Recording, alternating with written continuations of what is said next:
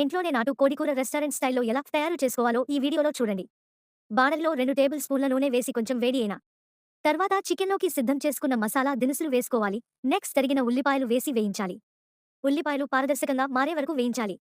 ఇప్పుడు 2 టేబుల్ స్పూన్ల అల్లం వెల్లుల్లి పేస్ట్, 1 టీ స్పూన్ పసుపు వేసి బాగా కలపాలి.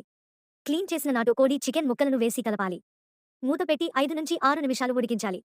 ఇప్పుడు 4 నుంచి 5 టీ స్పూన్ల చిల్లీ పౌడర్‌ని వేసుకోవాలి. అలాగే రుచికి సరిపడా ఉప్పు, 2 టీ స్పూన్ల ధనియాల పొడి, 1 టీ స్పూన్ జీలకర్ర పొడి వేసి బాగా కలపాలి. మూత పెట్టి 2 నుంచి 3 నిమిషాలు ఉడికించాలి.